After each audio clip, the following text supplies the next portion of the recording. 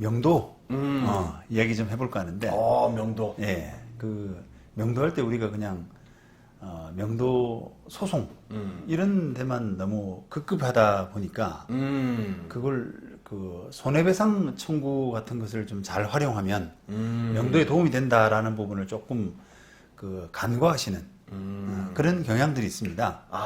그냥 명도 소송할 때 그냥 절차대로만 가면 그 다 될 줄 아는데 네. 그거 아닌 또 다른 약간 또 이용해라 그런 네. 거네요. 예, 손해배상 부담을 상대방한테 좀 지어주고 그런 부분을 잘 활용하면 명도에 도움이 된다라고 하는 것이 제 그 변호사 오랫동안 경험입니다. 그래서 요 지금 최근에 제가 이제 그 사례를 조금 그 가지고 말씀을 좀 드리겠는데 네. 반포동에 있는 그 건물 토지 건물인데요. 의뢰인이 이게 낙찰을 받았습니다 최근에. 네.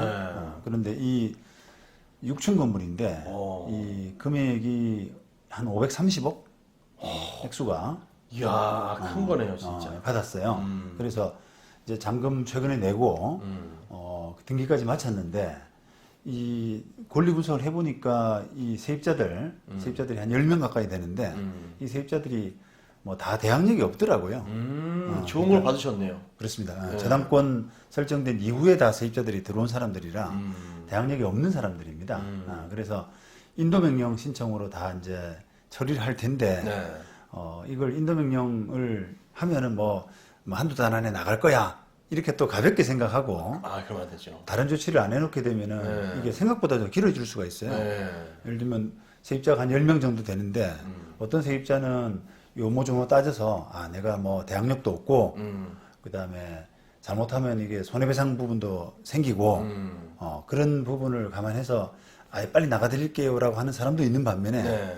또 어떤 세입자들은 이게 생각이 조금 잘못돼서 버텨야지 뭐 이사비도 좀 얻고 좀 한몫 챙겨서 나가려고. 한몫 챙겨서 네. 그런 그 생각을 가진 분들도 있단 말이에요. 예, 또 인터넷에 또 그런 이야기가 많이 들리니까. 예. 또 주변에서 조언해주는 사람도 예. 그런 식으로 이야기하는 거죠. 맞아요. 야, 500은 받아야지, 뭐, 그렇죠. 1000만 원 받아야지, 뭐, 이렇게 하면서. 그거는 뭐 애교죠.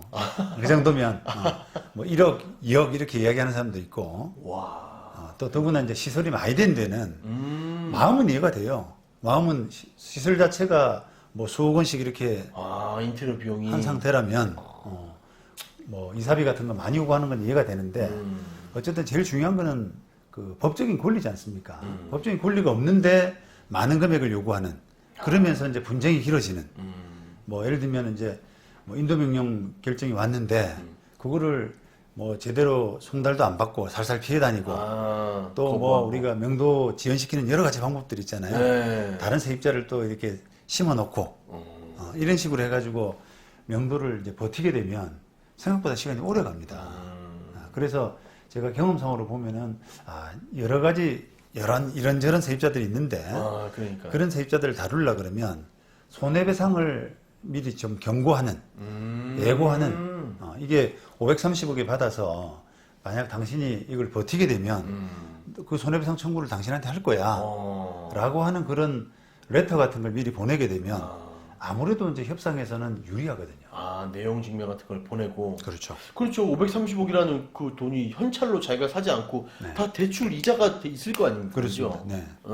그리고 이제 의뢰인은 기본적으로 여기를 이제 철거하고 새로 짓는 신축을 하려는 거예요? 신축을 해야 될 입장이기 때문에 세입자 한 명이 버티게 되면은 그 손해가 어마어마한 거죠. 그렇죠. 네. 이상한 사람 꼭 열 몇 명 되면 한두 명은 있어요. 꼴통이 있어요. 있어요. 네. 네. 그래서 이제 그런 분들 때문에라도 좀 이런 로테를 좀 보내서 경고를 하는 것이 일을 명도 그 업무를 풀어 나가는데 훨씬 도움이 됩니다. 네, 압박을 해야죠. 예. 그래서 근데 이제 이걸 뭐 변호사나 법무사나 이런 사람을 통해서 도움을 받게 되면은 약간의 전문직들은 그 이런 부가적인 부분을 잘 이야기 안 해주는 경우가 있어요. 그렇죠. 그냥 법 절차대로만. 그렇죠. 인도명령 사건을 위임받았으면 인도명령만 해주고 그리고 나머지 부분은 그냥 잘 안 챙기는.